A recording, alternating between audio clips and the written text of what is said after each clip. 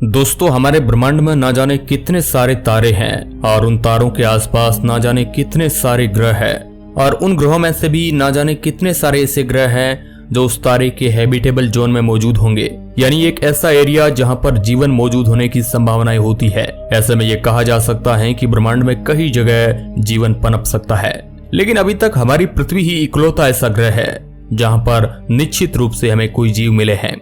वैज्ञानिक इस चीज पर शोध कर रहे हैं कि क्यों हमें एलियन नहीं मिल रहे हैं, और अब तो हमारे पास इसका उत्तर भी है।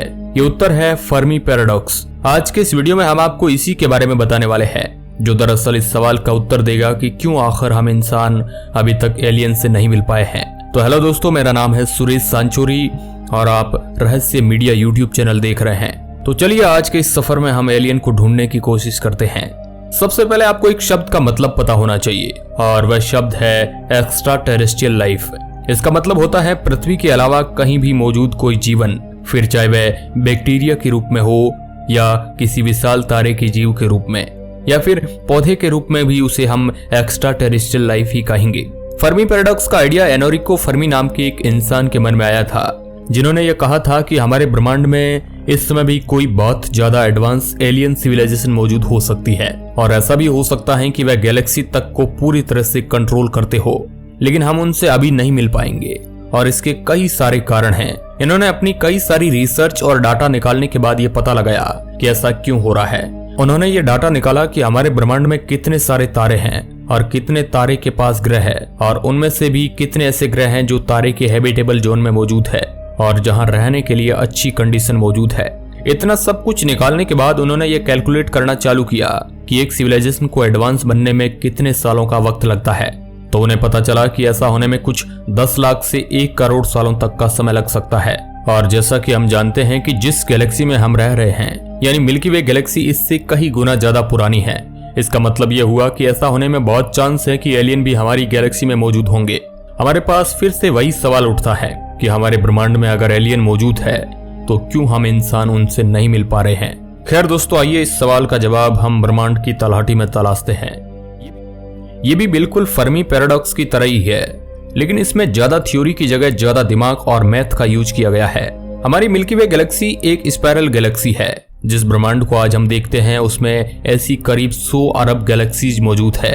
इस इक्वेशन से डाटा को निकालना तो काफी ज्यादा कठिन है, लेकिन इस इक्वेशन में लगने वाले डाटा को ढूंढना काफी ज्यादा कठिन है, और जरा सी भी गलती बहुत बड़े गलत अंजाम दिखा सकती है। हमारी मिल्की वे गैलेक्सी से सबसे पास की गैलेक्सी एंड्रोमेडा गैलेक्सी है, और यह हमसे करीब 25 लाख लाइट ईयर दूर है। यानी अगर आप प्रकाश की गति से भी चलकर जाएंगे तो यहाँ तक पहुंचने में 25 लाख सालों का समय लगेगा। ऐसा कहा जाता है कि जब तक हम इंसान जिंदा है तब तक यहाँ पर पहुंचना हमारे लिए नामुमकिन है, क्योंकि इसकी दूरी ही इतनी ज्यादा है। इससे वैज्ञानिक ये कहना चाहते हैं कि हम इस ब्रह्मांड में काफी ज्यादा अकेले हैं। ये क्वेश्चन किसी भी डाटा को डालने पर हमारी पृथ्वी को ही इकलौता ऐसा ग्रह बताती है जहां पर जीवन मौजूद है। यही कारण है कि इस पर ज्यादा वैज्ञानिक विश्वास नहीं करते हैं, क्योंकि इसमें फैक्टर ही इस तरह से डिफाइन किए गए हैं जो सिर्फ पृथ्वी पर ही मिल सकते हैं। जैसे हमने तारे के हैबिटेबल जोन में होना, हमारे चांद जैसी बड़ी नेचुरल सैटेलाइट होना, हमारी पृथ्वी के बराबर के ही साल और दिन रात होना। हर ग्रह पर ऐसी कंडीशन नहीं मिल सकती है। कई सारे वैज्ञानिक ऐसा मानते हैं कि सिर्फ हमें ही ऐसा लगता है कि पृथ्वी बहुत ज्यादा यूनिक है, लेकिन ऐसा असलियत में है नहीं। हमारे पास अभी आधुनिक टेलीस्कोप और आधुनिक यंत्रों की कमी है, इसलिए हम किसी ग्रह को देखकर यह अच्छे से नहीं पता लगा पाते हैं कि वह पृथ्वी जैसा है या नहीं। लेकिन फिर भी हमारे ब्रह्मांड में ऐसे कई सारे ग्रह मौजूद है जिनके पास बिल्कुल पृथ्वी के जैसा ही वातावरण होगा, और बिल्कुल ही पृथ्वी के जैसा वायुमंडल होगा, और बिल्कुल पृथ्वी के जैसा ही तारे के साथ दूरी होगी। इंटरस्टेलर कोलोनाइजेशन, जैसा कि इस हाइपोथेसिस के नाम से ही पता चलता है कि यह इस बात की ओर इशारा करता है कि हमारे ब्रह्मांड में ऐसी एलियन सिविलाइजेशन मौजूद हो सकती है जो इंटरस्टेलर कोलोनाइजेशन करने के काबिल हो, यानी वह किसी और ग्रह पर जाकर अपनी बस्तियां बसाने के काबिल हो, जिस तरह से हम इंसान मंगल ग्रह पर जाने की सोच रहे हैं। ऐसा कहा जाता है कि हमारे ब्रह्मांड में ऐसी भी कई सारी एलियन सिविलाइजेशन मौजूद हो सकती है जो हमारी पृथ्वी तक आने की टेक्नोलॉजी रखती हो, लेकिन आज तक हम उनसे कभी भी इसलिए नहीं मिल पाएंगे क्योंकि हमारे सूर्य से उनके तारे की दूरी काफी ज्यादा होगी, और यहाँ तक आने में ही उन्हें ना जाने कितने साल लग जाएंगे। आपको जानकर हैरानी होगी कि हमारे सूर्य से सबसे पास का तारा अल्फा सेंटोरी स्टार सिस्टम है, जिसमें दरअसल 3 तारे मौजूद है, लेकिन यहाँ तक भी जाने में हमें कई साल लगेंगे, और वह भी कोई आम स्पीड पर नहीं, बल्कि ब्रह्मांड की सबसे तेज गति पर, यानी प्रकाश की गति पर, जिसमें दरअसल 3 तारे मौजूद है, लेकिन यहाँ तक भी जाने में हमें कई साल लगेंगे,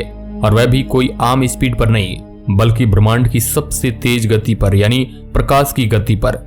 जैसा कि अल्बर्ट आइंस्टीन ने अपनी थ्योरी ऑफ रिलेटिविटी में बताया था कि ब्रह्मांड में कोई भी चीज प्रकाश की गति से नहीं चल सकती है और ना ही उससे ज्यादा गति से चल सकती है।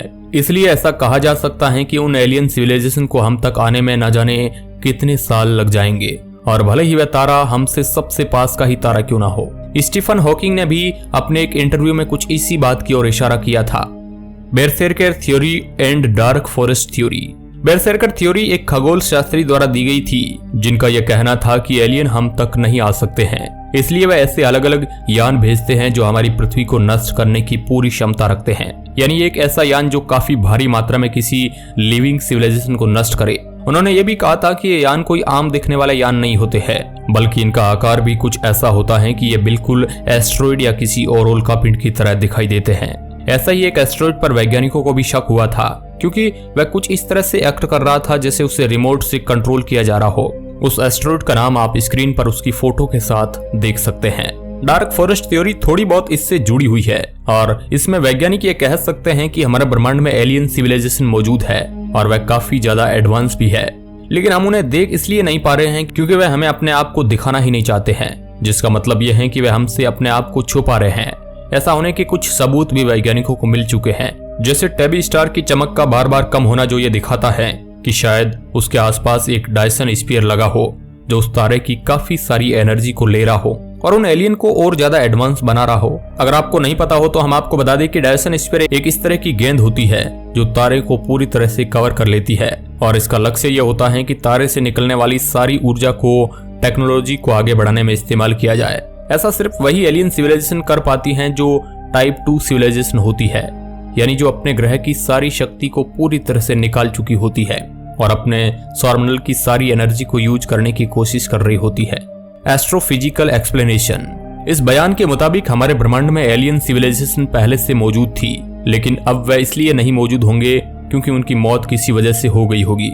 इसमें सबसे बड़ा कारण हो सकता है गामा रे बर्स्ट, जो हमारे ब्रह्मांड की सबसे ज्यादा ऊर्जा उत्पन्न करने वाली प्रक्रिया होती है। ये तब होते हैं जब कोई तारा फटता है या फिर कोई 2 न्यूट्रॉन स्टार आपस में जुड़ते हैं। न्यूट्रॉन स्टार हमारे ब्रह्मांड में मौजूद सबसे ज्यादा घनत्व वाले ऑब्जेक्ट होते हैं और इनके एक चम्मच मैटर का वजन करीब हिमालय पर्वत के बराबर होता है, जो सुनने में ही इतना ज्यादा अचंभित कर देता है। जब ये 2 तारे आपस में टकराते हैं तो पूरा स्पेस टाइम हिल जाता है और गामा रे बर्स्ट का जन्म होता है, जो दरअसल बहुत तेज चलने वाली वेव्स होती हैं और इसमें इतनी ज्यादा एनर्जी होती है कि एक झटके में पूरे ग्रह तक को गायब कर सकती हैं और अपने आसपास के कई लाख किलोमीटर को पूरी तरह से नष्ट कर देती है। वैज्ञानिक ऐसा मानते हैं कि एलियन कुछ इसी तरह के किसी आपदा में आकर मर चुके होंगे। इस पर पूरी तरह से विश्वास तो नहीं किया जा सकता है, क्योंकि आखिर हम इंसान भी तो एक जीव ही है, तो हमारा भी इससे खात्मा हो सकता है। लेकिन हम यहाँ पर जीवित है, जिसका मतलब यह है कि कहीं और भी कोई और जीवित हो सकता है। अंत में आती है ग्रेट फिल्टर थ्योरी। इसके मुताबिक हर एलियन सिविलाइजेशन को एक ऐसे पड़ाव को पार करना पड़ता है जहां पर उनके बचने के बाद कम ही चांस होते हैं, और ऐसा ही एक पड़ाव हमारी पृथ्वी भी झेल चुकी है, जब बहुत ज्यादा उल्कापिंड हमारी पृथ्वी पर गिरे थे और उन्होंने डायनासोर का अंत कर दिया। अगर उस समय हम इंसान भी पृथ्वी पर मौजूद होते तो शायद हम आज ना बच पाते। वैज्ञानिक ऐसा मानते हैं कि बाकी सारे एलियंस के साथ भी कुछ ऐसा ही हो सकता है कि वे अपने ग्रह पर मौजूद हैं, लेकिन उन पर किसी ऐसी आपदा ने हमला कर दिया जिसकी वजह से वे पूरी तरह से विलुप्त हो चुके हैं और इसलिए आज तक हम उनसे संपर्क नहीं कर पा रहे हैं। तो ये थे कुछ ऐसे एक्सप्लेनेशन जो हमें ये बताते हैं कि क्यों आज तक हम एलियन सिविलाइजेशन से कांटेक्ट नहीं कर पाए या वे हमसे मिलने क्यों नहीं आ पा रहे हैं। अभी वैज्ञानिकों के पास इस चीज के भी पुख्ता सबूत नहीं है कि जीवन किन किन चीजों से उत्पन्न हो सकता है। हमें सिर्फ ये पता है कि हमारी पृथ्वी पर जीवन किस चीज से बना हुआ है, लेकिन इससे आगे बढ़कर रिसर्च करने में हमें काफी ज्यादा समय लगेगा। लेकिन एक ना एक दिन हम इस गुत्थी को भी पूरी तरह से सुलझा लेंगे और शायद हम एलियन सिविलाइजेशन से मिल पाएंगे। अब इसके ऊपर आपका क्या सोचना है, हमें कमेंट के माध्यम से जरूर बताएं। इस तरह की इंटरेस्टिंग वीडियो देखने के लिए आप हमारे चैनल को सब्सक्राइब कर सकते हैं। धन्यवाद।